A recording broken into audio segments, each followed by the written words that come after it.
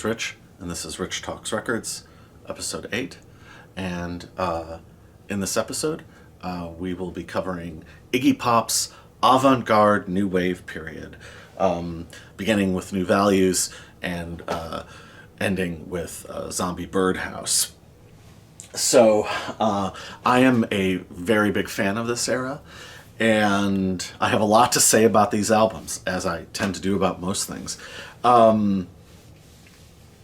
Eventually, and I think I have said this before, eventually I will review every single record that Iggy Pop ever made, and that includes the Stooges. That is a goal. But I want to do it sort of in phases, and if these record reviews are sort of one long arc, I want Iggy to be a something of a recurring character, if you will. So that's how I am conceptualizing it. So anyway, the first album in this series is this one, 1979's New Values. And we'll get to this in a second. Here's the back cover. You think Mick Jagger was paying attention? So, and we'll be getting into that. I really loved Iggy. I loved his music, but I didn't necessarily think of him as a genius initially.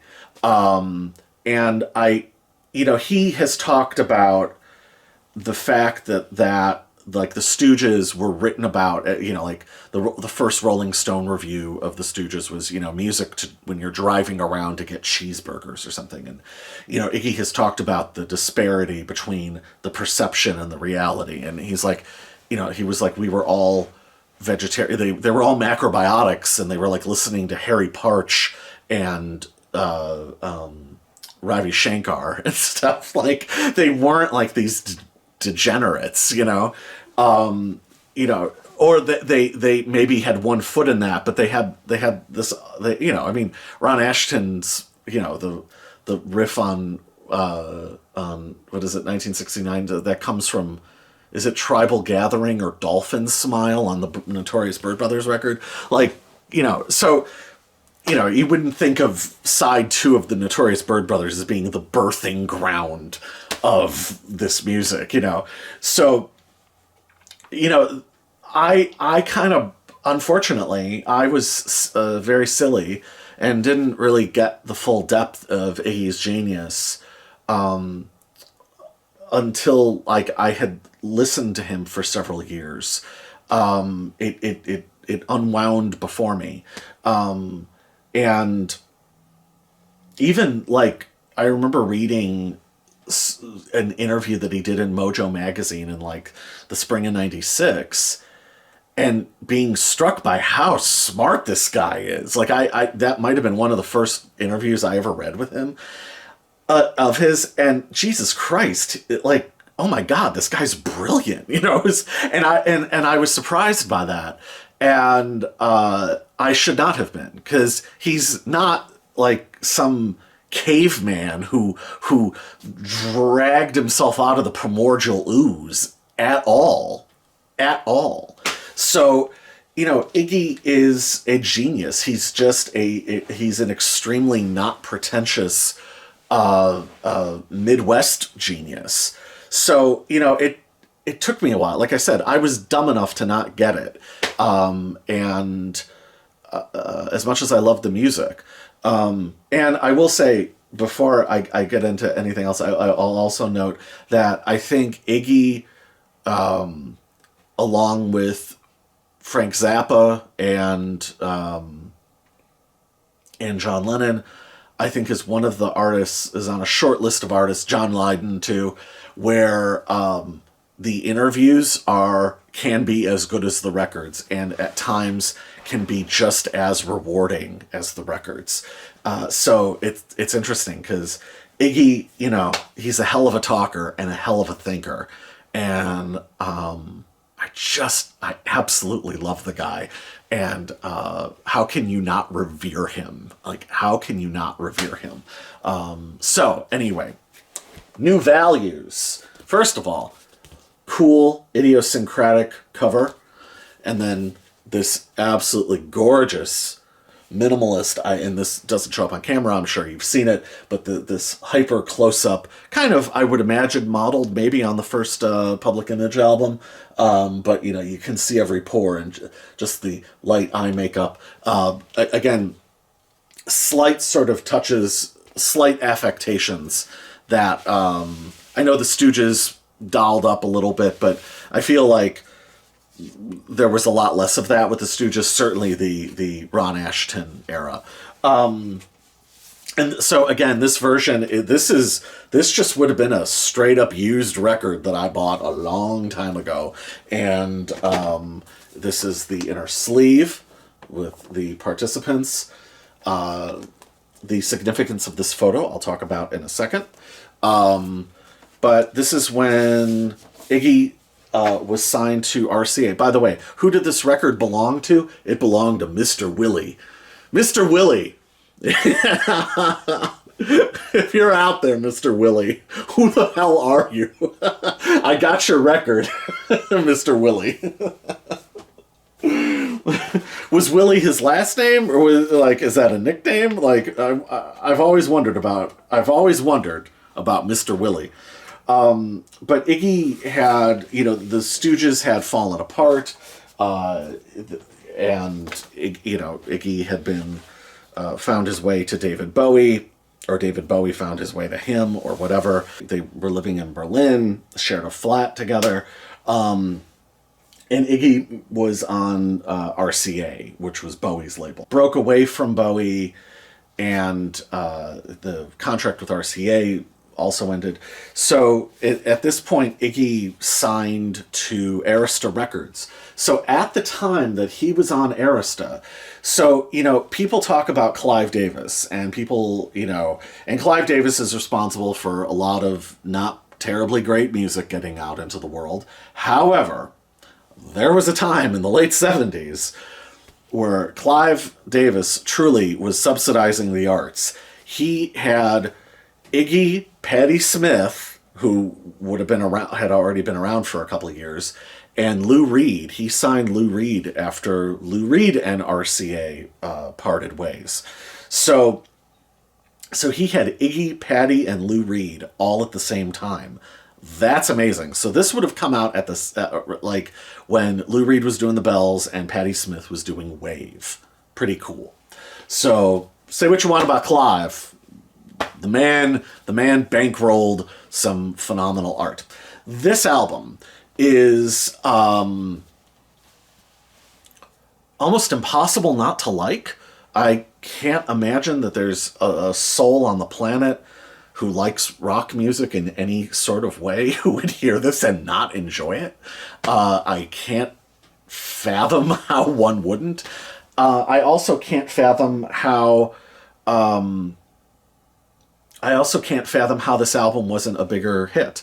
It just doesn't make any sense to me that radio programmers would have heard some of these sort of post-punky new wave records, a la The Pretenders or something, and not been all over this, both sonically, but just from a production standpoint, but also just the songs. It is truly inexplicable that Iggy didn't have bigger hits when these albums were released in their own time. And they certainly deserve to be. So this was produced by James Williamson, of course, obviously the guiding light of the second phase of the Stooges, so the Raw Power era, and then what came after that. In the Stooges, Scotty Thurston was primarily the piano player, and here he is the guitar player. Scott Thurston later joined, I think way later, like I don't really know my history of this band that well, but I think sometime in the 90s he joined, or maybe even the 2000s, I don't know, joined Tom Petty in the Heartbreakers, so that became his kind of biggest gig. And it was funny, it was always funny because like I would see him in interviews sometimes talking about Tom Petty, and he would talk about how Tom was like the most dedicated artist that he'd ever worked with. And I was like, what about fucking Iggy Pop? Jesus Christ, you were literally in a band with the most driven guy ever, other than James Brown, in the entire fucking history of the music business. Huh? How do you not... Do you remember him? Do you remember this fucking dude? You were in the Stooges. Okay. Huh? Okay. Anyway. It just... Every time. I saw him say that 3 or 4 times, and every time I just was... James Osterberg, this guy. Anyway. So... A lot of people seem to think that James Williamson plays guitar on this and that this is some sort of like late in the day follow-up to Raw Power. Absolutely not. That couldn't be more wrong. No, James Williamson is just had moved into being a producer at this point. So I think he's on here a little bit, but he's not. It's not like he's not the lead guitar player, and he's not like, you know, writing. He's not like writing the riffs with Iggy, you know. So, yeah, because Scotty Thurston gets most... There are co-writes on here. I just... As soon as I had said that, yeah. So, yeah, James Williamson has 1 co-write. So, I didn't think he did that much writing on it. It's mostly Iggy. So now we'll talk about that. So this photo... In interviews from this period, Iggy references his travel setup in hotels, and that he has a guitar and a pig nose. So there's that. Iggy had become... So he, you know, in the Stooges, he obviously was collaborating with the other Stooges, primarily Ron Ashton for the first 2 albums, and then James Williamson. I think James Williamson wrote a lot of the music, and Iggy would kind of arrange it. Iggy obviously vocal melodies and lyrics. And then he collaborated with, and obviously collaborated with James Williamson heavily on Kill City. Then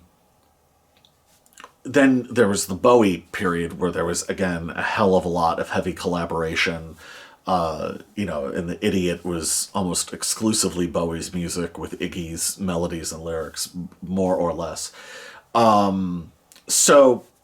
But I think, you know, and from what I understand, during the Lust for Life period, Iggy was becoming a more autonomous songwriter or overt director. I think in the Stooges he had always been a band leader in that kind of in that sort of classic James Brown kind of way, where he really dictated the drum beats and really orchestrated a lot of what was happening. But now he was doing it with, I mean, I think it's different when you're in a band versus you're potentially, you know, you're changing backup bands every album or every other album and tour. So, you know, Iggy became, so the story that I read in so I've got the reissues of all of these. These are from Buddha Records.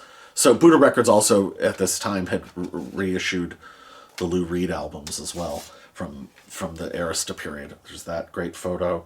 But there's a story in the liner notes here, and a magnificent shot of Iggy. I love that, in the boxing ring. Amazing. And if there's anybody who I think if there's any rock and roll people who could functionally be boxers, I think Iggy might be the man. I wouldn't bet against him. So, why? Because he can think on his feet. The story in the liner notes is that Fred Sonic Smith was encouraged Iggy to start playing guitar more actively and start just trying to write more autonomously on the guitar. So he did, and he really took to it. And I think that's one of the defining features of this period. So these songs have a very different feel than any other record he had ever made up until this point. These are truly him. And in a weird way, it's if you think about it, it's almost then by extension, it's the nucleus of it is one-man band in a way that he hadn't been before, even though obviously he's not playing all the instruments, but just it's his in a way that the other records just simply hadn't been. So I guess we will get into the songs. And Jesus, what a beautiful, Mike, again, I just love this. That shade of green. Yeah? Perfect. I love this back cover. God damn it. It just commands attention. So the album begins with Tell Me a Story. And right away, I mean, if you think about Iggy's discography up until this point, you've got the Three Stooges albums, Metallica, Kill City, The Idiot, and Lust for Life. And even though Lust for Life was sort of this grand announcement of like, I'm here, I'm ready for my, here comes my Chinese rugs. This is the friendliest, most charming, easiest to like song yet on any of his records. And yet it is still very much an art statement. In the same way that I referenced that Mick Jagger was paying attention to the back cover, Iggy, I think, had most likely really been paying close attention to Some Girls, because this is a heavily Some Girls influenced record to my mind. And it's almost like he looked at Some Girls and made a kind of more art statement extended version of that record. And by the same time, though, I think that, I don't know so much about Keith, but Mick, clearly, he talked about it in the 1978 Rolling Stone interview that he had been influenced by Lou Reed, and how much the Stones had been influenced by Lou Reed going back to Beggar's Banquet. So I think that the existence of somebody like an Iggy Pop kind of, I would imagine, on some level drove Mick a little crazy. That Iggy was able to come in and just personify the vibe, attitude, ethos of what was probably for him the end result of a lot of effort, and especially trying to steer the Stones into a new direction, and into being more concise and So I feel like Iggy in this time, and there is a wealth of amazing 1979 era footage of Iggy. If you look at him on the Old Grey Whistle Test, which you should look up, and maybe I'll throw in a link below, that's an incredible performance. But even like the I'm Bored video, Iggy is really splitting the difference between Mick and Johnny Rotten. And I think if you look at like the Some Girls concert film that the Stones put out a few years ago, which is amazing, but I feel like, Mick is wearing the Vivienne Westwood shirt, and he's there, like he's very self-consciously trying to put himself in that area. And I would imagine it kind of drove him nuts, because Iggy is just that thing automatically, immediately, without any effort. It appears effortless on his part. And I feel like Iggy in 79 was what Mick was trying to be in 78, to some extent. Not to take anything away from Mick, not to take anything away from Some Girls. It's one of my favorite albums ever made. But if you've seen that stuff, if you watch that stuff, you get what I mean. So Tell Me a Story is, first of all, immaculate production from James Williamson. This is the fucking anti-raw power. Everything is balanced and clean, and just really, really beautiful sounding, and really charismatic and charming. And the song is interesting because Iggy sets the tone of this era very early. Though the lyrics over the next few albums become more abstracted, it really starts here. There's a lot of implied narratives. There's a lot of beginnings of characters and beginnings of situations that end very abruptly, and there's a lot of shifting scenes. So it's these, they almost go by too quickly to be vignettes. But yet, because of the production, the constant and soaring backing vocals, the relaxed kind of super in the pocket guitar playing, the solos from Scotty Thurston, like all of it kind of fills in any gaps, so it doesn't feel jarring or super angular. And, Iggy is just so much at the forefront and is such a commanding presence. And it's just interesting how he doesn't get drowned out by the backing singers or doesn't get shown up by anyone. Because, it's just, again, it's his level of charisma and his, force as a performer and just as an absolutely total genius level performance artist. That he carries the whole thing. And so Tell Me a Story is just compulsively listenable. Like, you can listen to this album again and again. You can listen to this album at night. You can listen to this album at 10 in the morning. Like, this album, indoors, outdoors, gloomy, snow, summer, rain, whatever, this record always works. It's just fantastic in that way. The next song. So I feel like, again, the album is New Values, and a lot of side one sort of feels like almost like a fragmented pieces of a manifesto. Like, he's laying out parts of what the new values are, but he's not spelling anything out for you and not making it super obvious. So the next song then is the title track. And what's interesting is it's certainly rock and roll, but it's not aggressive fucking burn everything down and dance in the fire Stooges stuff. Again, it's approachable, but also, again, slightly angular. So it's almost like they took like Rolling Stones songs of this era, and where those would be kind of immaculately constructed verse, chorus, verse. Like, even though born out of the Stones chaos, you ultimately have these like cast iron, super solid forms. It's almost like Iggy then goes in and like samples little bits out of those songs and then strings them together and makes a composition out of that. So it has elements that are familiar, elements that are catchy and recognizable and welcoming and extroverted, and yet it still feels like it doesn't give you full resolution or full satisfaction. It still is sort of off enough or played at just enough of an angle that it's still extremely interesting, and it still, again, very much feels like an art statement.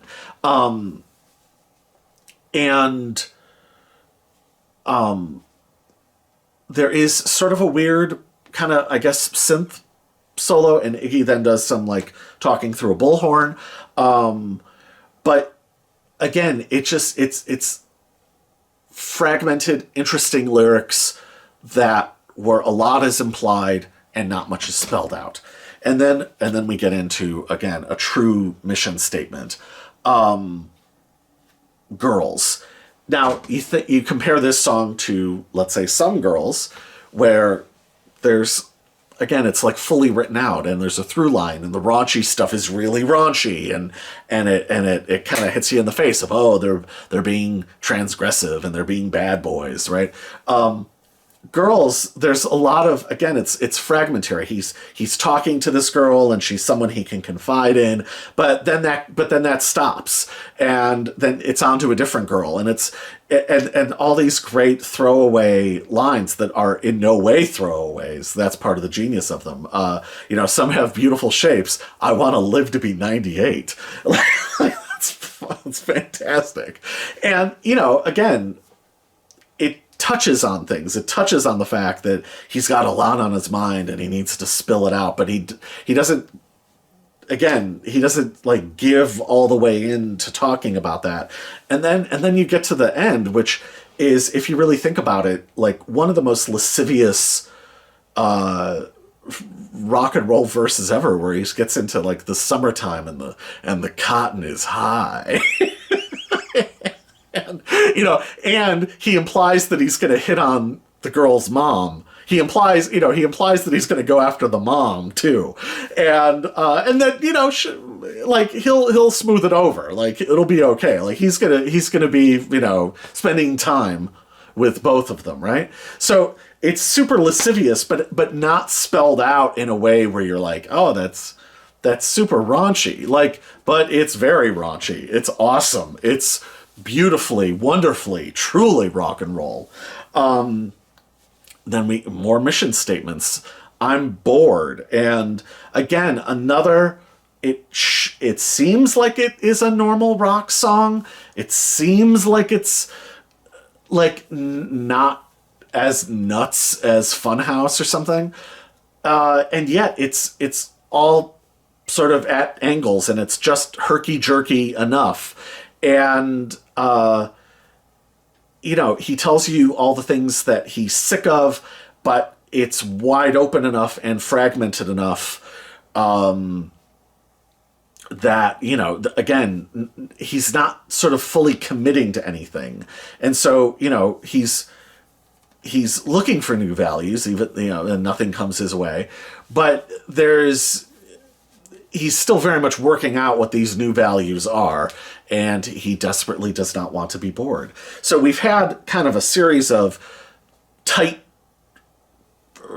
arranged, herky-jerky, sort of slightly angular, slightly kind of in-the-pocket rock and roll songs that are great. But then we get to, and this is the co-write with James Williamson, Don't Look Down, which basically births what the Talking Heads did on the Remain in Light, the Stop Making Sense. This is basically like Stop Making Sense Talking Heads before that.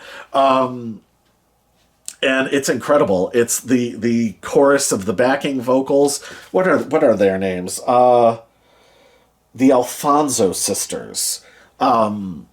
Heavenly. Best backing vocals, best sort of that sort of choir, Heavenly Angel choir effect. Best since Lou Reed's Wait. I met him on a Sunday. Gorgeous. But they are glorious on here. And then the horn arrangement, which I think James Williamson did. Stunning, beautiful horn arrangement. And Iggy just, he's singing with the baritone, and kind of, I don't know if this came out before or after Lodger, but it has a Lodger sense of perspective, of kind of, the sense of travel, the thoughts of a man spending most of his time in motion on a plane, but somewhere between one location and another, from Central Park to Shantytown. And again, the stuff about going to Rudolph Valentino's grave, these sort of, again, implied narratives, quick thumbnail sketches, but with really fantastic, vivid details, giving you just enough to give the idea, and then he's out and he's on to the next thing. So, if I can't imagine that this would have influenced Lodger, or he would have, because they would have had to have been working on this right around the same time. And I think Lodger was done over some months. But it's interesting that even when they were apart, him and Bowie were in a very, very similar headspace. And both of them were sort of, again, with Lodger, even though they're apart, and Lodger is really a Berlin album, only kind of in name, they both were trying to make more sort of coherent, easier to understand, less arch statements. And then side one, so if he kind of invented Stop Making Sense Talking Heads with that song, this is, and again, this couldn't have influenced them, just based on the timing. But we have the Endless Sea, which is basically proto Joy Division, and magnificent imagistic lyrics. Iggy's baritone is put to magnificent effect, but again, that sort of dead space, just out in space drum sound, and everything super minimal and super focused. It almost, again, it kind of reminds me of what Bowie was doing with the remake of Space Oddity. Is that the one where he all but samples the drums of John Lennon's Mother? That's super suspended in space, like hyper focused drum sound. So the crossovers are interesting. So, but it's just an amazing song. I'm gonna go, without looking, I'm gonna go and say it's the longest song. It's just under 5 minutes. But it plays out almost like, lyrically, it almost plays out like Metropolis or something.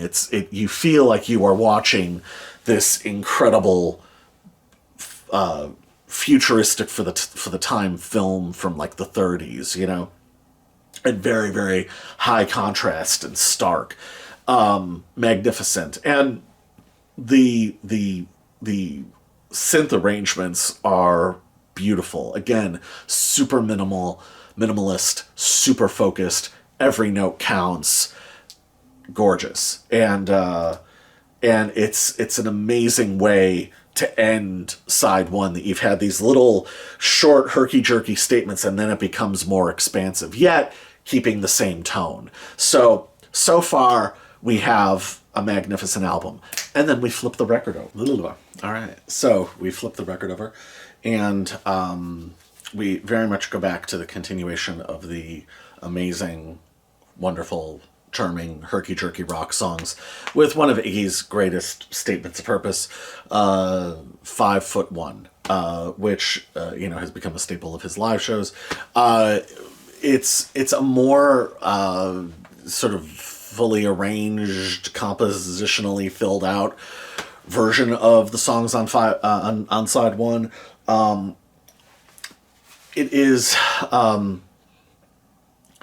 again, though, implied narrative, switching perspectives, very quick, fragmentary character sketches, and the James Williamson's horn arrangement. So, Don't Look Down, beautiful horn arrangement.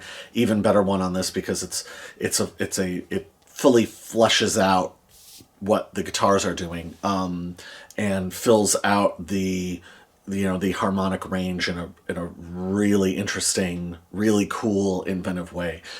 Amazing horn arrangement. I think one of the best uses of horns on a rock and roll record, because it's not doing counterpoints or drawing attention to itself. It's stealth and fantastic. And you kind of realize how much, the song is already all momentum and all forward motion, and it's got, it's that much more augmented by what the horns are doing. Also, Iggy, this song contains, first of all, I relate to it because I'm on the shorter side myself. So there is a certain, I don't know. I think when you're short, there is a sense of that you're not in the club in a weird way. Like it's something you're kind of born into. So I've always related to this song. Most of the time in like groups of friends, I'm usually the shortest. So yeah, I've always had a sort of, this song has always had sort of an extra resonance for me because of that. But the line that he really hits upon here is, "I wish life could be Swedish magazines." Now, this was, again, 1979, and given that I am 45, Swedish magazines, I wouldn't have seen those. I guess I would. I guess I saw a couple, but the sort of like the what do they call on Z Channel, the Night Owl movies, the kind of soft core, everything's shot with like Vaseline on the lens, like usually like a historical period piece, but then with lots of nudity and kind of, you know,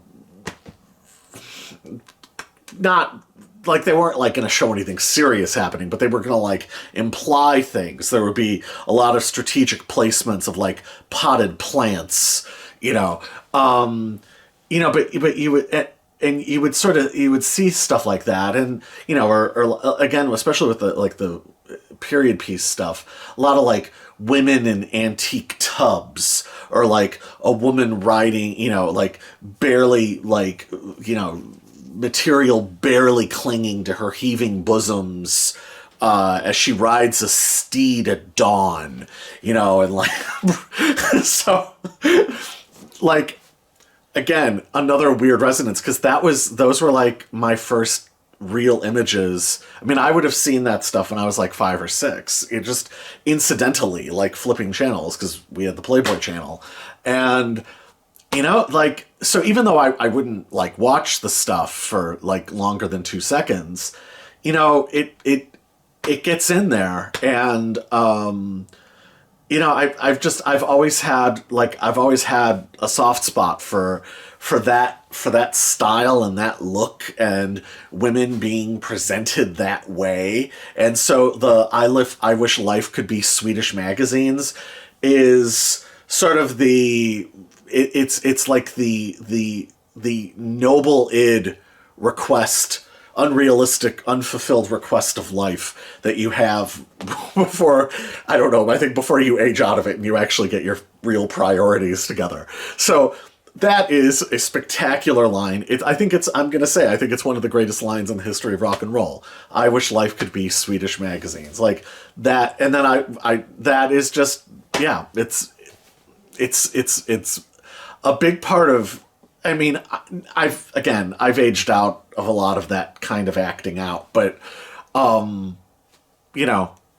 certainly as a young man, that is, it's a big part of your psyche. So Iggy knows. Iggy knows probably better than any other human being on the planet, right? So, okay. Up until this point, and I've already recapped Iggy's recording career, basically he's only recorded masterpieces. This is the first album, I would say, that is not a masterpiece. And part of the reason why is it is front-loaded. Now, Lust for Life is also, I would argue, ridiculously front-loaded. Side one of that album is like one of the greatest, most perfectly realized album sides ever.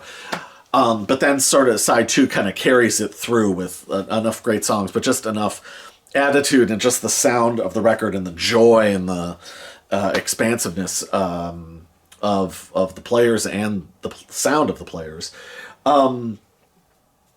We kind of hit a cul-de-sac on the next song, which is How Do You Fix a Broken Part, which is, part of the thing with New Wave was there was a lot of affectation and a lot of, there was a certain amount of contrivance, and certainly as with like New Romantic stuff, that was kind of all contrivance.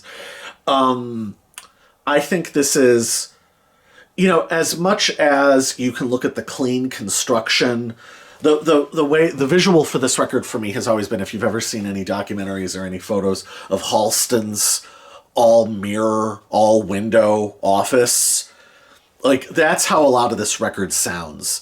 Sort of retro futuristic, clear, clean, everything's open. So there's a certain amount of oral contrivance, because you have to achieve that in the mix and with a lot of editing, right? But there's a lot of emotional reality, again, even though it's through all these successive then lenses of Iggy's fractured storytelling and fractured perspective and character jumping, and odd juxtapositions. But How Do You Fix a Broken Part, to me, is a little it's an act of contrivance, a little sort of too clever by half. And then it just kind of midway through hits a, it's almost like two half-formed songs just kind of like, jutted together, because it just like goes into the get your toolbox, boys part, which to me is the only other ending I could think of. And I feel like I've mentioned this in another video, and it's now gonna somehow, oh, I would have mentioned it in the Forever Changes video, so it's gonna seem like I really dislike this song or I'm really bagging on it, but it's just the one that comes to my mind is Lovely Rita. This sort of where it just sort of keeps going because they can't figure out how to end it. That's sort of how this song goes, and to me it really kind of screws up the momentum of the record. It's not a bad song. It's just, again, too clever by half, and the lyrics are sort of committed but not committed enough. Like it just doesn't, I don't know, it just doesn't really work for me. And the choral backing vocals sound bored. I don't know. Yeah, it just sounds like it's all happening in a haze. There's, the fog machines are working overtime for no particular reason and to not any real great effect. But it goes into Angel, which takes some of those elements and then uses it magnificently. So Angel, again, really fascinating details, really believable stuff, really real life stuff. This could sound like a cliche, but it isn't. Like the line about, like, I'm less dull with you. Like there's a lot of great penetrating things happening on this. And the Iggy sounds great. He's up in his higher register again, but unlike the previous song, it doesn't sound contrived. It's really the logical extension of the Stooges song Anne. And the what are their names again? My goodness. Oh, it's embarrassing. The Alphonse. Yeah. Oh, Alphono. I read it wrong. Alphano. Sorry, sisters. They are absolutely magnificent, gorgeous vocals that just support what Iggy's doing and just lilt by. They are oral clouds, and beautiful ones at that. So I really love that song, but it sort of ends. It kind of drifts away, and the album fully really comes back to life with Curiosity, and again, a more fleshed out version of than what was happening on side one. Another great rock and roll song. And Iggy's lyrics are, Iggy is just writing great lyrics at this time. And it's just another like fantastic song, though it makes a lot of sense in the sequencing on side two. And it and again really builds up the momentum, because at that point momentum is needed. We then go into the next song, which has kind of stupidly become sort of controversial and was the subject of a couple questions in Iggy's recent New York Times interview, African Man. I think African Man, I mean, you're really thin-skinned if you're offended by this or put off by it, or like, boy. I don't think it's a joke track. I think it's just sort of a failed experiment. There are aspects of it that I like. I like the cod sort of Afro-pop horn arrangement. That's like a good riff on like those kinds of records, but it doesn't really cohere into anything. It doesn't really cohere into any sort of statement, and because it's not freaky enough to be a freak out, it's not like LA Blues or something. It doesn't sort of work as a character sketch because it's so like hyper caricaturized. It's not really it's not like played for laughs. It's not it sort of maybe kind of works as not very good satire. I don't know. But it doesn't really fit in with the rest of the record, only vaguely in terms of the implied themes of travel. Or I have often wondered if the Endless Sea are maybe the reminiscences of a like an escaping, you know, can we say this word on YouTube? I don't even know. And like an escaping Nazi. I've often wondered if it's from the perspective of someone like being smuggled out of Berlin, and maybe African Man kind of works as like a contrast to that. But I don't know. I just don't think it really works, and it doesn't really sit sonically in with the rest of the record. I still don't think it's the worst song on the record. I think "How Do You Fix a Broken Part" is the worst song. If I was going to pull one, and I have made a sequence for the car that I swap out. We'll get to that in a second. You know, the reporter who was kind of like, well, you know, Patti Smith pulled her controversial song.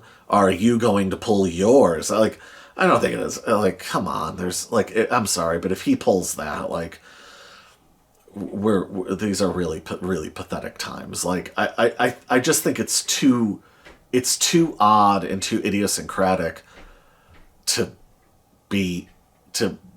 it doesn't formulate into something enough to get offended by. At least I don't think it does. So yeah, I don't know. Yeah. If it were a stronger song, then maybe I feel like if it were a stronger song, or if it cohered into something, then you could like work yourself into a tizzy about it one way or another.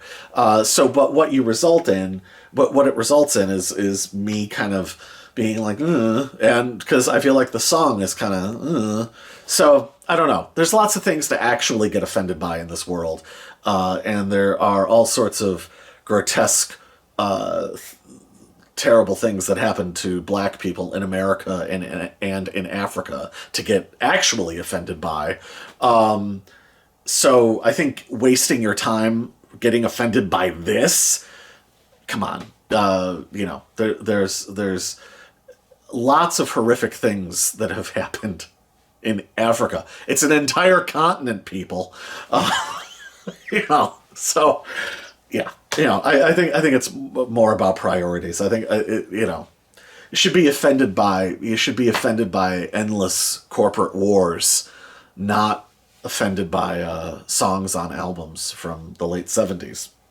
Perhaps things might be better. I mean, you know, perhaps things might be better if those were the concerns and not worried about policing art, let alone art that kind of doesn't really become neither fish nor fowl. And then the album ends with Billy is a Runaway. Billy is a Runaway is probably, you know, I think of the three fast rock songs, you know, it's an odd album ender, because especially coming after African Man, because it kind of goes as an album ender. It's not really a statement of purpose. It doesn't sort of build to something. It sort of trails the album off weirdly. I feel like there should have been another song, or maybe it could have been the penultimate song. I forget how I ended it, but yeah, but that being said, it's still again on an album of fantastic, you know, all momentum rock and roll songs. It's a great one, and the lyrics are, again, fascinating, interesting, character sketch stuff. And so I really, really like the song. I just don't particularly think that it works as an album closer. But overall, it's still a great album. And as much as it seems like I just dogged side 2, again, Billy is a Runaway, I'm Bored, Curiosity, amazing songs. Angel is an absolutely beautiful song. So I don't want to sound like I'm dogging it out too much. On the 2000 Buddha reissue, we have two songs. We have Chains, which was previously unreleased, which is a bit of a throwaway rock song. It's just kind of mid-tempo and I'll be perfectly honest, is neither here nor there. I don't really have a strong opinion about it either way. I don't think it should have been on the album, and I think I think it probably deserves to be an outtake. But it's interesting, and it's a good song. It's just not. It's not on this level, and it's certainly not on the level of Iggy's best songs on this. However, the second bonus track is Pretty Flamingo, which was the B-side of 5'1". Pretty Flamingo should have been on the album. I guess they might have kept it off because it was somewhat similar to Angel, but I think having this and Angel maybe as bookends would have been really cool. It's a gorgeous, ethereal song with Iggy up again in the high register. Scott Thurston plays a fantastic guitar solo. The synth and backing vocals are, again, sort of heavenly and ethereal and beautiful. And I absolutely love the song. And I really think that it should have been incorporated into the album proper. I think it would have fleshed out the album really, really, really well. So that is New Values. A rock solid, winning, thoughtful, very, very well written, very, very well produced, very, very well performed album.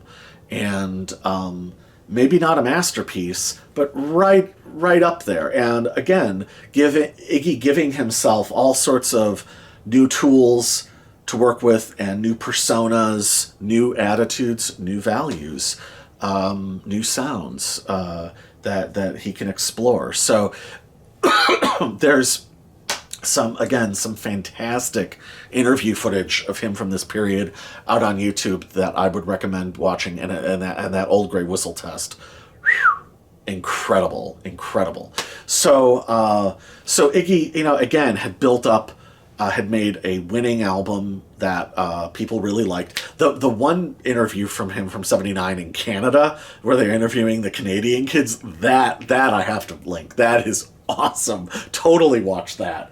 And just what these kids had to say, like, circa 79 about him, and just also his persona and vibe and attitude at this time was just really cool.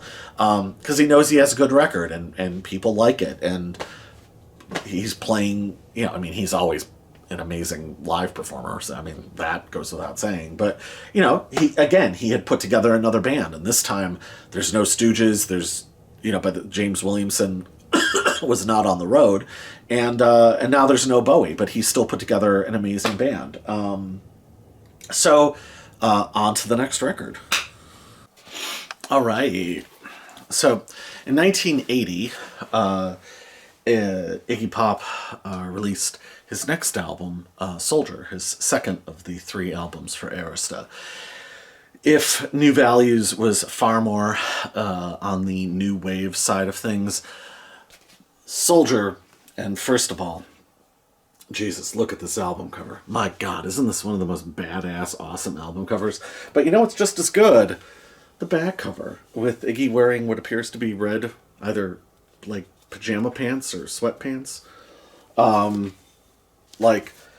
God, amazing. Anyway, if New Values swings more to the new wave side of things, this is very much the more avant-garde side of things. So this is whatever I got in the late 90s. Works, I always love the sound of it. I don't know about pressings and all that. I'm sure there's somebody to tell you about that sort of thing. I'm not that guy. And here is the Arista Buddha, I should say, reissue. And let's see. There aren't any additional photos. What do you know? So, this album, I did not know that. So, for the years that I was listening to it, I did not know that it had a controversial reputation. I should also say, I did not understand this album right away. I just thought it was odd. I didn't even think it was bad. I just thought, I didn't understand what the hell this was. To me, it was the first, 4 or 5 times I ever listened to it. to me it was just sort of chalk and cheese, and I just kind of thought it was a little bit of a mess. And foreshadowing, I already wasn't that into Party, so I was kind of like, wow, like after New Values, like he kind of drifted into the ether. So and then the album started making sense to me. So I had about, I don't know, 3, 4, 5, whatever years where I just had this album and really, really liked it and thought it was amazing. After my initial period of not understanding it.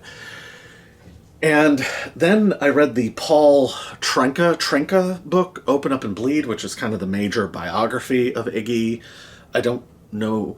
There's lots of books about the Stooges and stuff, and Iggy figures in a lot of other rock and roll books, like Please Kill Me and stuff. But I don't think there are any other books solely devoted to kind of his life story. He deserves more. He deserves, he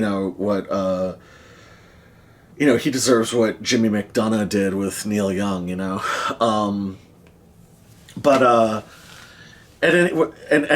what Jim Jarmusch tried to do with the Stooges documentary, which is good, but I still don't know that it fully tells the story of the Stooges the way that it really needs to be. Anyway, I would have liked a little bit more artfulness with that film, as opposed to making it more of a straightforward rock doc. I think it could have, I don't know. Anyway, but in the Paul Trenka book, I feel like Paul had a story that he wanted to tell, and the story got in the way of reality. The other thing is Paul Trenka was clearly obsessed with David Bowie to a fault. So Bowie's coming and going on this album serves as like the fulcrum of how out of control Iggy was. And in the back of the book, there's a discography where he nominally gives star ratings to the albums, and he gave Soldier 1 star. He considered it to be the absolute nadir of Iggy's work, an embarrassment, and this horrible aberration of a misbegotten garbage, unforgivable album. I have to say, with all due respect, this is a tremendous album. I actually, yes, like it better than New Values, believe it or not, and have listened to it as much as I have listened to The Idiot or Lust for Life. Maybe not as much as The Stooges, but it's right up there. This is one of the albums I think of when I think of Iggy Pop. And I think this sort of narrative that it's some sort of, just this laughable embarrassment is absolutely absurd. And Iggy went on to make much worse music than this, especially in the early 2000s. Eventually we'll get to those. It's going to be hard to review those because I don't have that many nice things to say about, 65, 75-minute records that have like 2 great songs or 1 great song. So those are going to be difficult to discuss. So if you've heard Skull Ring. Anyway, Soldier, again, I think he got carried away with the narrative. And I also think that it's gotten a lot of like middling reviews and just confused reviews. And, my whole thing with doing these is always to try to understand the work on its own terms, to try to go to it, to try to figure it out, not to sit back and decide whether this pleases me or not, or that there is some sort of established set of standards of what makes a good rock record, and anything other than that means it is by default a bad rock record. So it's an art form, and the art form can take many forms. So you can have infinite shapes and forms happening. So This record was recorded I believe in England, in a barn. It was like a makeshift studio or something. James Williamson came and went. David Bowie came and went. Apparently, Bowie and James Williamson did not get on. There is in the Paul Trinka book the story of Bowie showing up dressed as the Scarlet Pimpernel is pretty amazing and kind of a really astonishing visual to think about. And how I wish there were photos of that. So, kind of an all-star band on this. Glenn Matlock leading the way. You know who he is, right? And Ivan Krall, who had been in Patti Smith's band. Simple Minds, early version of Simple Minds, does backing vocals on a track. Bowie is in here somewhere. Steve New, who was in The Rich Kids, and he was in Public Image Limited for 5 minutes, is on here.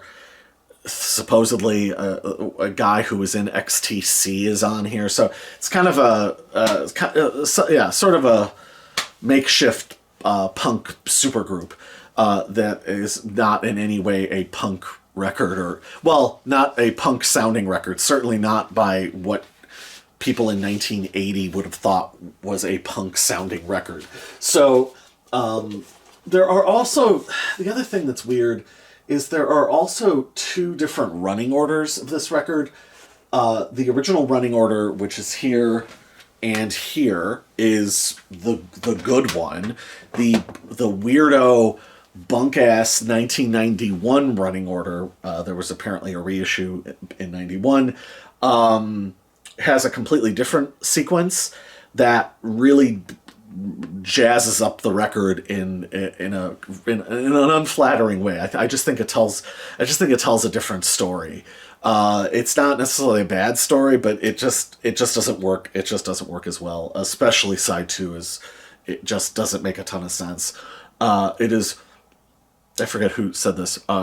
It's a far less legible record with the 1991 sequence. I only mention that because if you look up Soldier on YouTube, or there's another streaming service when I was scrolling something that inexplicably they have the 1991 sequence. So you really don't want that, especially for a record that's already really confusing and hard to understand in some ways.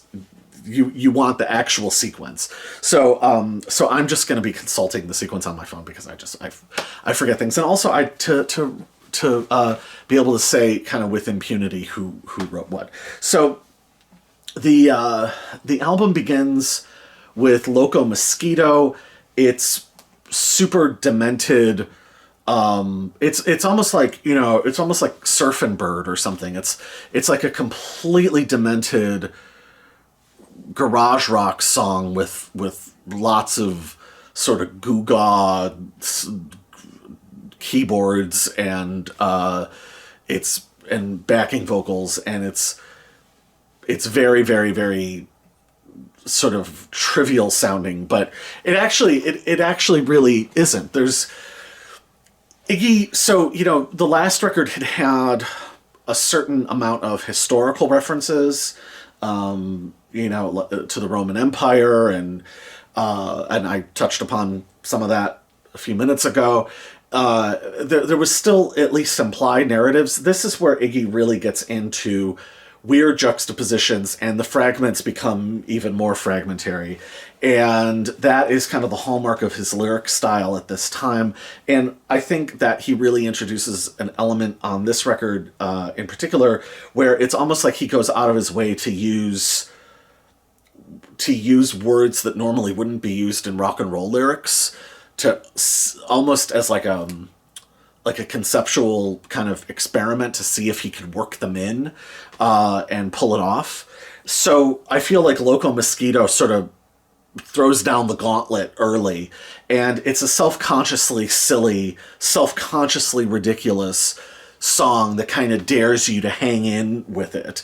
And if you do, and if you kind of get on this weird, queasy seesaw vibe of doddering around at the state fair, an hour after you should have left, then you can kind of get onto the vibe of the rest of this record, because I feel like it throws one of its biggest curveballs, quickly.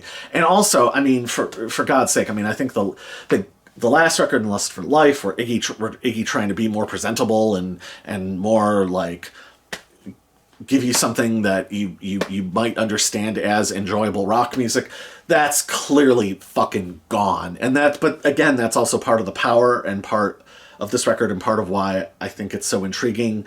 Who's a big fan of this is Buzz Osborne, and I'll tell you this is a fact.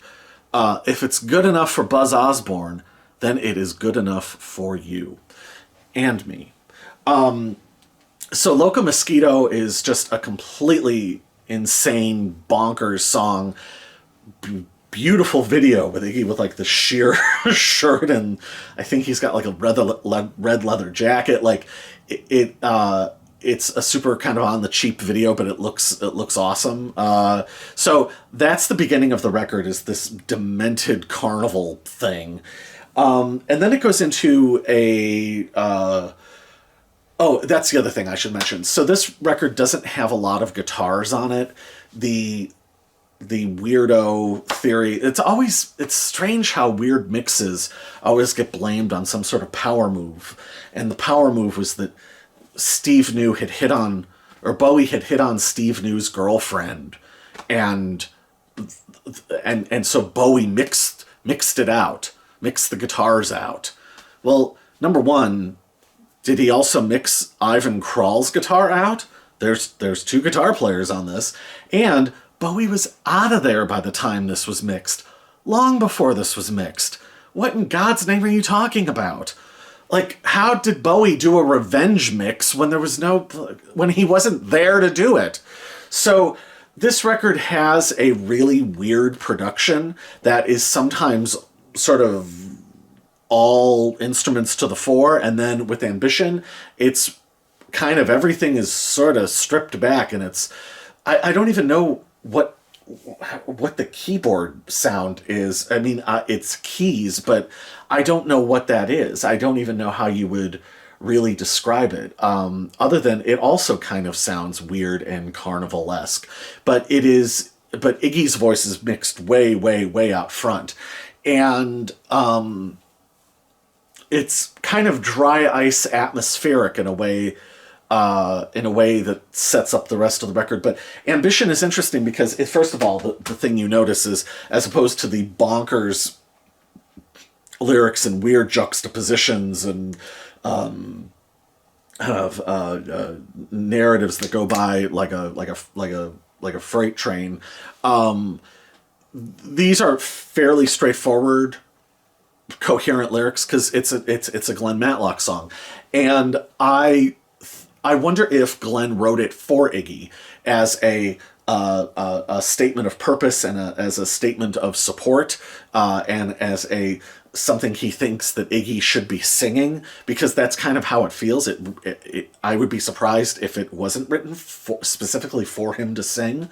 And Iggy takes it. Paul Trinka on this album says that this is the time that his voice failed Iggy. I don't know what fucking record he's listening to. Iggy is great on this, and this song is sung with, it's bold but vulnerable. It's, Iggy acts out the part, and he acts out the part. I mean, it's fucking, if Brando sang rock and roll stuff, it's awesome.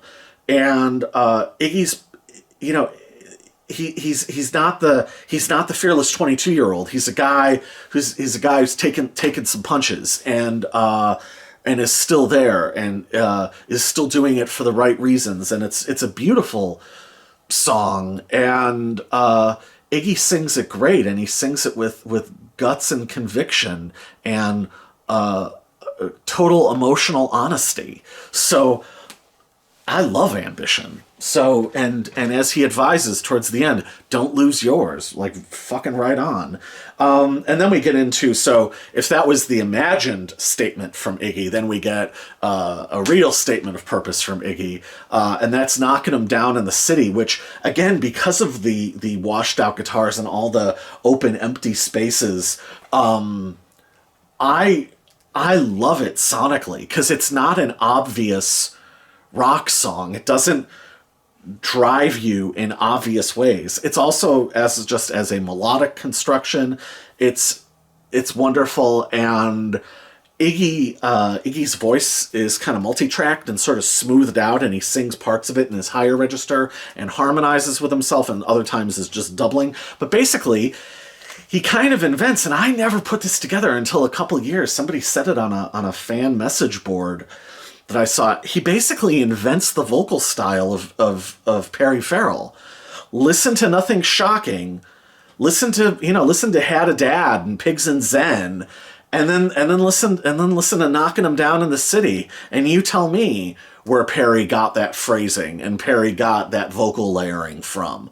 It's shockingly Perry Farrell-esque. I wish I could take credit for that one, but whoever the hell you are on some fan message board from like 5-6 years ago, whenever that was, I salute you, because you clocked it beautifully.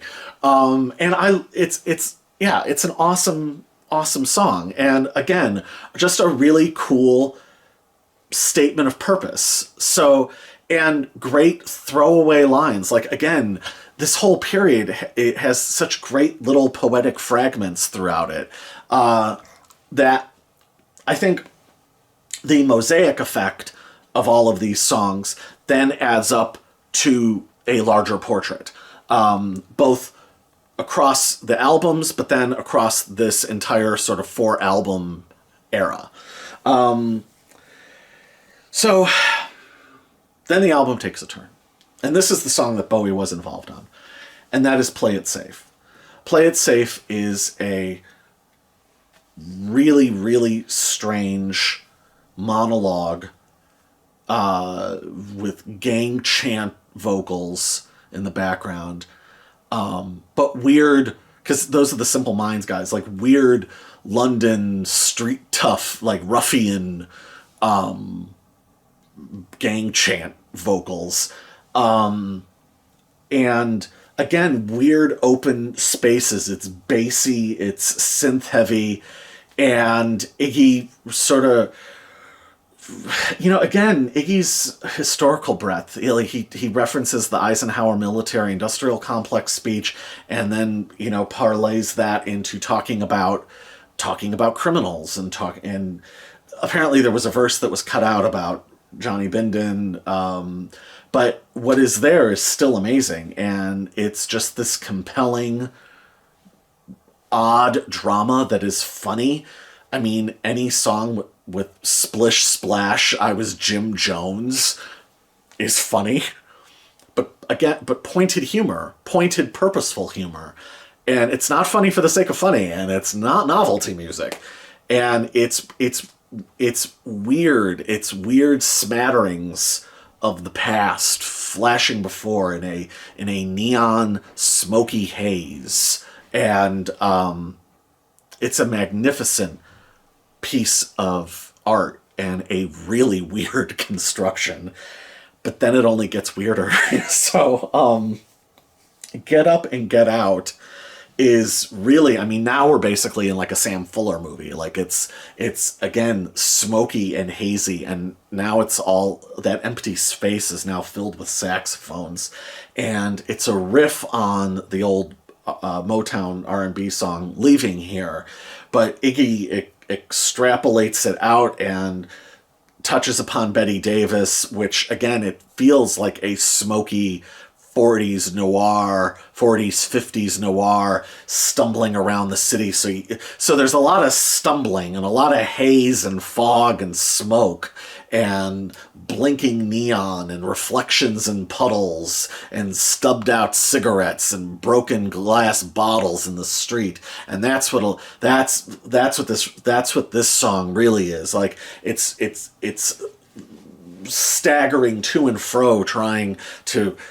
pull a coherent thought. It's all just like impressions, and it's extremely atmospheric and the perfect follow-up. That's why you need this sequence. It's the perfect follow-up to play it safe, because it's almost like you've gone into the fever dream where you are the low-ranking thug in the crime family and you just pulled off the caper, but you might get popped for it and you're not really sure. And that's what the song comes to it, and or you're just confused about a girl, or you don't know what to do with the girl. It could be any number of those things, but or you're play acting as a gangster, but it's, again, weird fever dream stuff, smatterings of memories, and it's fantastic. And then that logically goes into, kind of pulls it all together, pulls all these strands together with the final song on side one, Mr. Dynamite, which of course had been a nickname for James Brown, one of Iggy's heroes,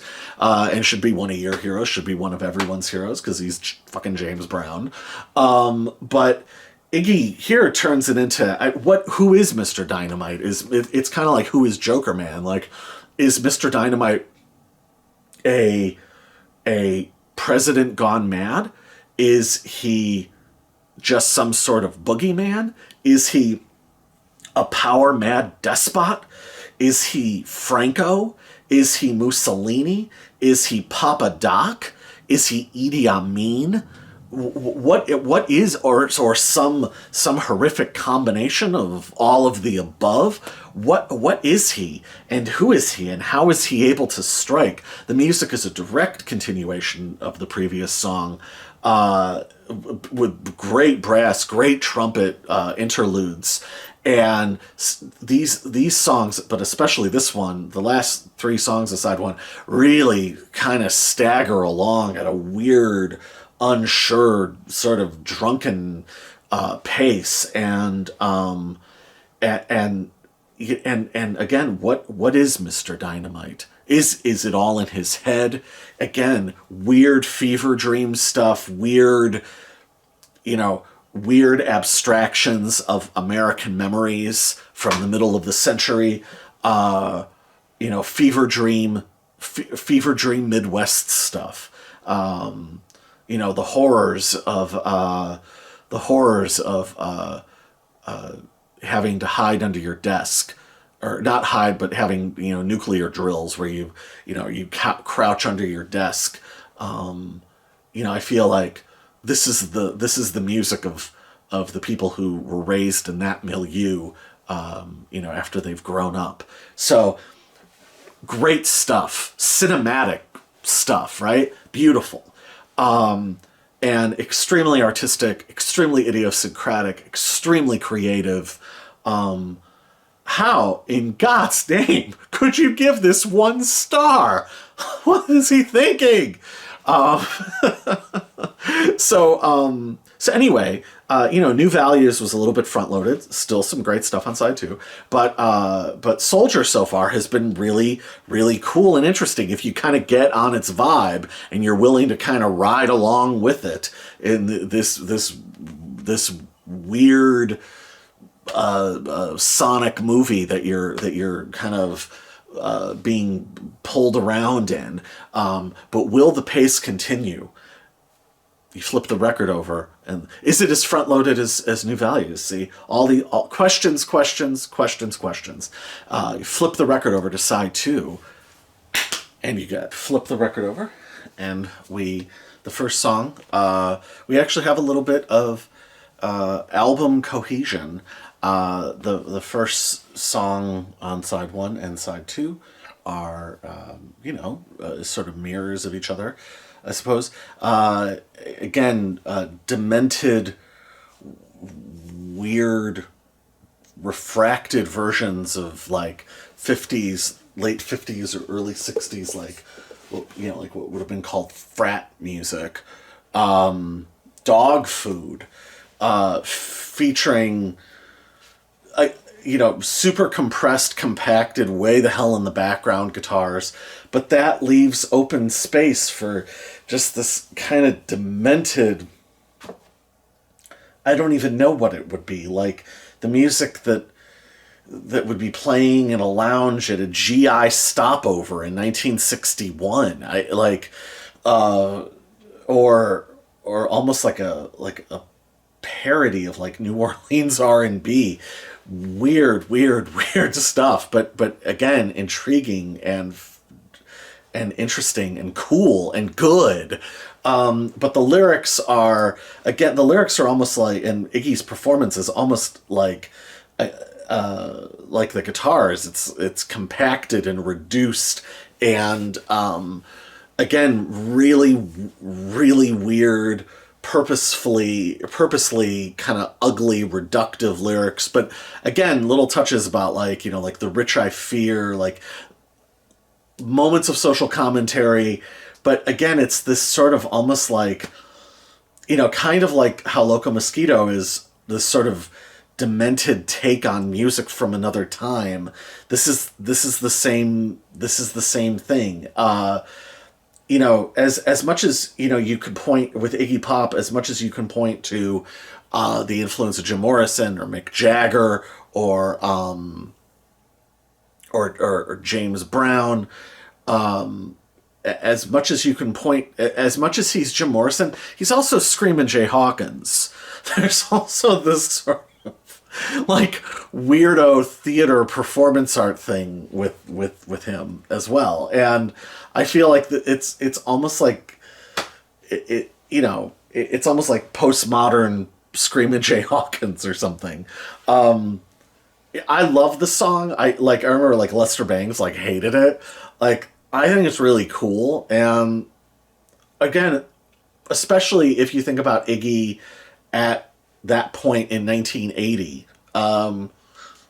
that he would be asked about either David Bowie or rolling around in broken glass and peanut butter on in every single interview. So like the idea of him just making this like completely absurd reduction of rock and roll is, again, cool and interesting, especially with this, like, with what is ostensibly a punk supergroup. But then we get to I Need More, which is Iggy named his autobiography after this song.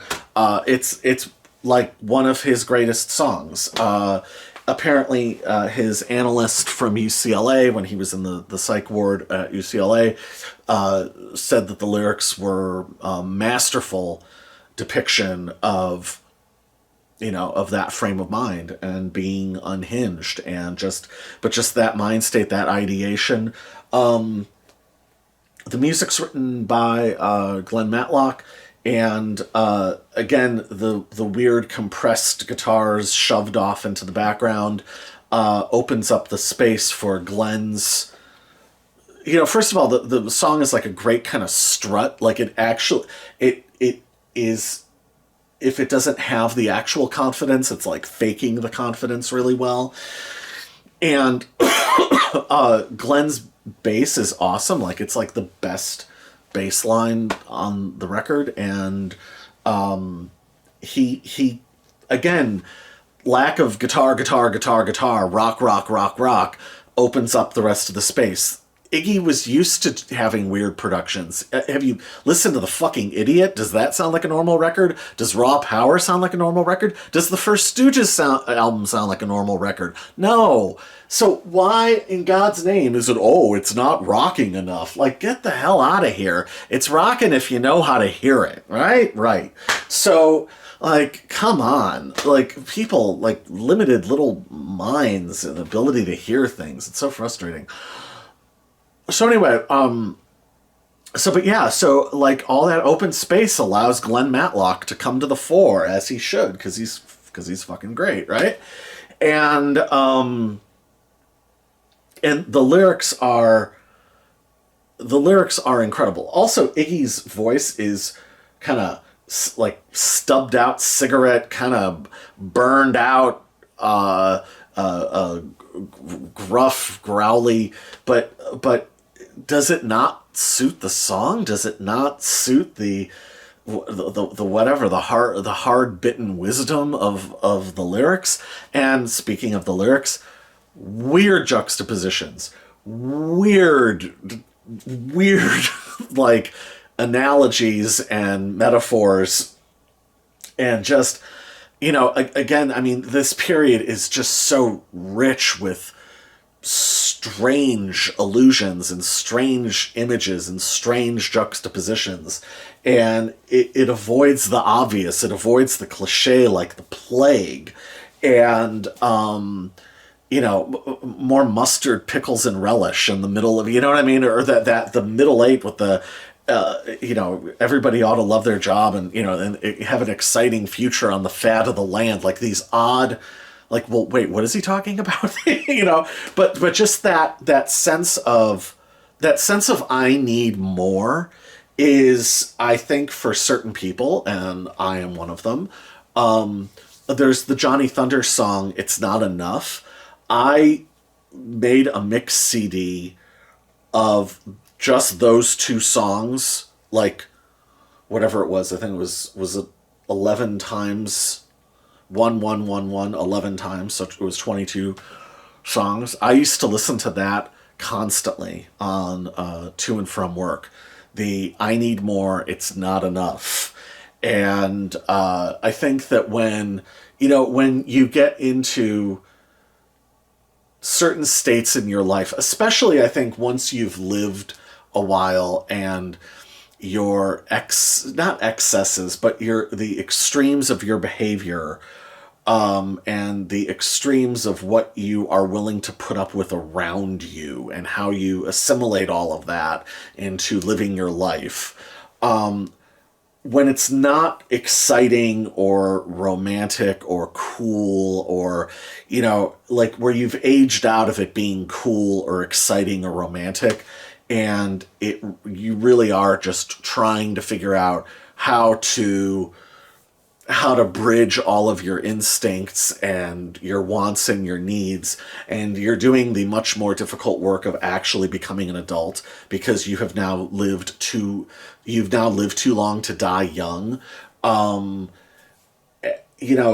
Songs like "I Need More" go a long way towards helping you work those things out. And what comes off maybe as to somebody who is either younger or some dumbass critic, what comes off as maybe stunty, weird lyrics or self-conscious lyrics, actually, no, like, throwing in all those weird curveballs, that's what you're sort of dealing with in your real life, in your day-to-day. You're trying to work things out. You're trying to reconcile all sorts of different things and all sorts of different impulses, and stay true to yourself, but still evolve, and all of these things that are seemingly contradictions. That's the work. That's becoming an adult, right? And and then from there, you have to maintain that. You have to go forward as an adult. So "I Need More" is an incredible kind of visionary statement about that.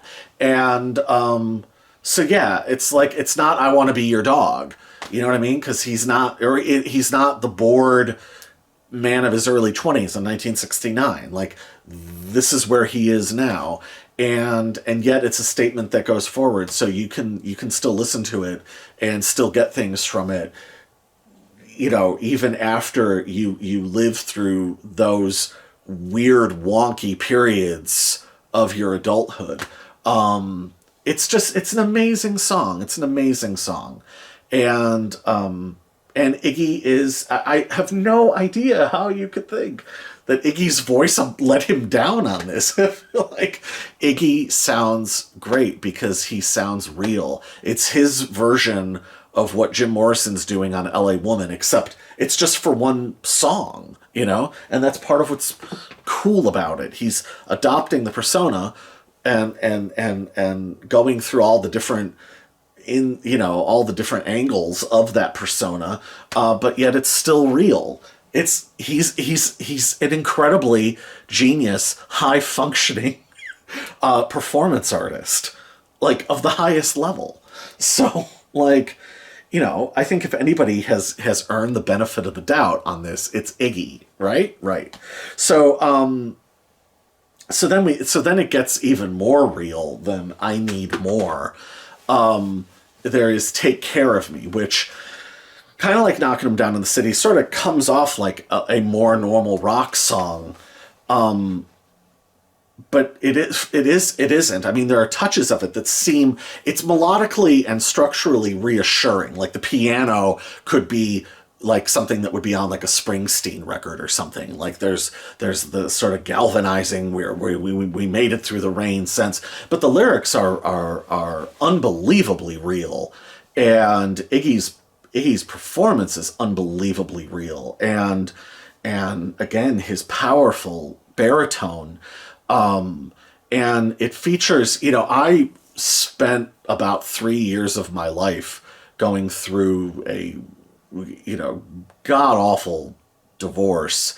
And, the line, the line of,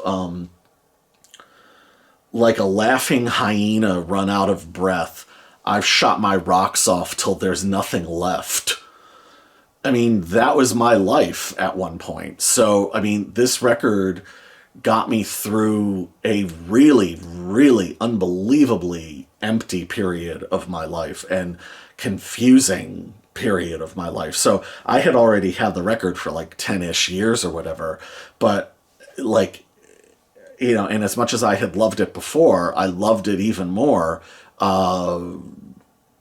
when I was constantly fucking quoting it to my therapist because Iggy was articulating things infinitely better than I ever could. It's an old story, I suppose. A heavy price for a heavy pose. Take care of me. And even the humor of it, of like, somebody should, hell, I'm pretty good, and the sort of, just the honesty, like when everything that has worked for you isn't working for you, right? And, and he references in sort of sarcastic, joking, sort of bitter fashion, at the end of I Need More, like, I'll enjoy my decline. And I remember thinking at this time, about I was going to do an art project called My Decline, because that was what I truly felt like I was in. And like, I need, Take Care of Me is just like these sort of admissions of like, sometimes I'm known to run around. Like, Jesus, it's just so real, and like he can't stop himself from telling the truth, but like it's not even like coming out in an organized way. It's coming out in a almost kind of in a therapy speak kind of way.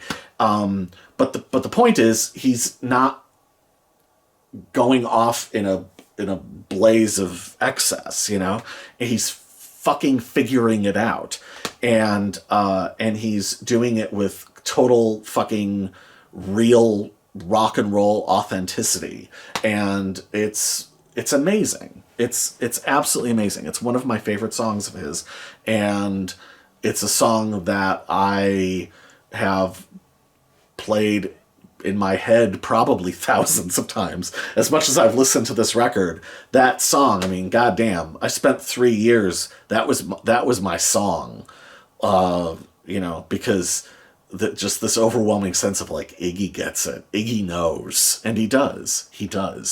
So,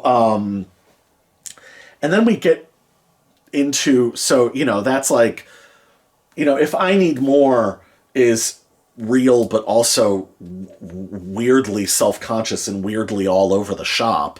If Take Care of Me goes the more real and authentic route, then the next song goes way the hell off into the woods, and that is I'm a Conservative. Again, the piano on this thing, the lack of guitar, opens up so much weird space for like the piano sounds like a malfunctioning alarm clock on this thing, and the guitar that there is really effective and disorienting, and Iggy's performance on it is, again, the lyrics are weird. He either had sussed the young Reaganite thing really early, or he had some sort of prescient vision of what like MAGA people would be. Like, it is, because it's not he's not talking about like Barry Goldwater conservatives anymore. He's not talking about like Richard Nixon conservatives. This is like some weird id driven mutant strain that is completely cheap pleasure obsessed, and ultimately, I mean, this is a word that gets thrown around a lot now, but ultimately, like, actually fascistic, including the background vocals that are louder than him at various points, which I find fascinating. The pride is on our side. I mean, you could extrapolate that out into a lot of different areas, right? So it's an absolutely incredible song that cycles through all of these contradictions that the character is seemingly oblivious to. But part of what's interesting is, and that's all on the one hand. On the other hand, he sings it, again, this is, Iggy's so much in the forefront on this record. Like, again, this is like fucking Marlon Brando. Like, if Brando did a one-man show as George W. Bush, or pick any like right-wing boogeyman, like it would be this, it's so demented that it's not just, it doesn't just function on the level. And I mean, I love the Dead Kennedys and I love Jello Biafra, but like that stuff, like of shouting down Reagan, is, as much as I love it, it's very one-dimensional. It's multi-dimensional in that it addresses all areas of the problem, right? And it takes it from all these different, angles. But the intention and the result is very, very, very linear and very straightforward.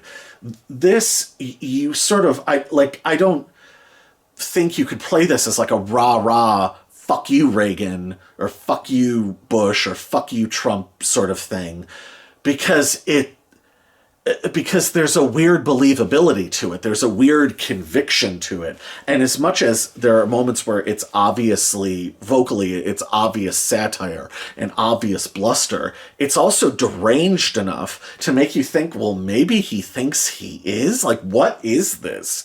And that's part of, and it's believable, and it's infinitely more compelling than saying fuck Reagan, or you fucked up Ronnie. Like, it's infinitely weirder and more interesting, and it delves into the psyche. Again, it's swimming in the id, and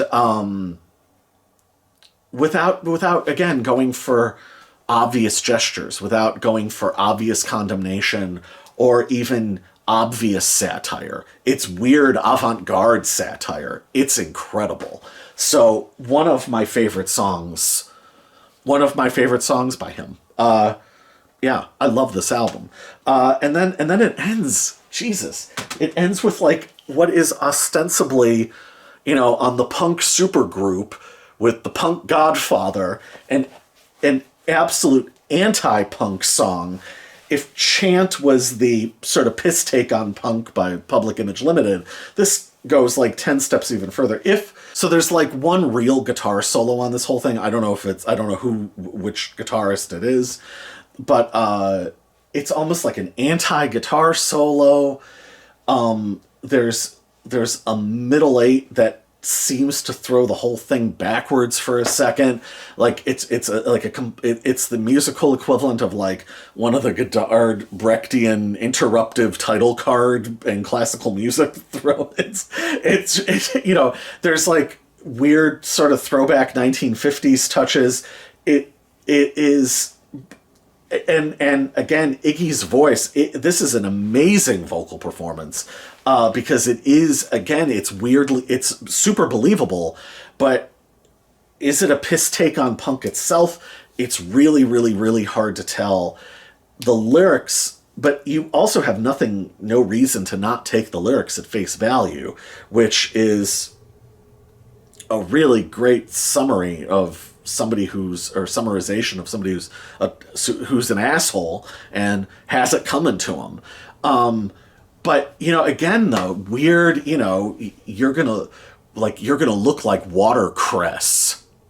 In what rock song do you ever hear the word watercress? And that as the take that, man. They are weird lyrics, but delivered with conviction. And there's a compression on Iggy's voice, which sounds amazing. But it is a strange, odd rock song that is just unlike anything else. This whole album is unlike anything else. It's if I had to compare it to something, I guess I would compare it to Coppola's One from the Heart, where it's just kind of unlike anything else. Or is it Rumblefish? Is that the one with the smatterings of colors thrown in? It's kind of that. It's just unlike anything else you're gonna see. I think it is an incredible album. I love it. The CD has 2 bonus tracks. Drop a Hook is an instrumental. It's perfectly fine. I don't know if it was meant to have vocals or not. It feels like it was. Who knows? But the other song, the really great song, is Low Life, co-written with Ivan Krall, and it's an acoustic kind of cod country, fake country song that Iggy sounds great. I mean, Iggy, again, baritone, beautiful, great imagistic lyrics of a low life. It's an amazing song, one of my favorites of this period. There's a lot in it. Again, the lyrics are absolutely stunning. Again, you could extrapolate scenes out of this song and dump them right into Taxi Driver. It's just a great song, and it deserves a far better fate than being a bonus track on a CD reissue from over 20 years ago. So if you are a fan of Iggy Pop, and especially if you're a fan of some of the off-cut sort of things, go seek that song out, because it's awesome. It's so good. So that is Soldier, and that is, I think we're going to call it for this episode. I think we'll do Party and Zombie Birdhouse in the next video. I'm trying to not have all of these things be 2.5 hour expanses. So I hope that you've enjoyed this. Be back soon with the continuation of Iggy Pop's avant-garde new wave era, and in the meantime, like and subscribe and comment. Especially, apparently, likes go a long way in the YouTube world. So, very much appreciated. And otherwise, I will see you next time. Bye. You just finished watching Rich Talks Red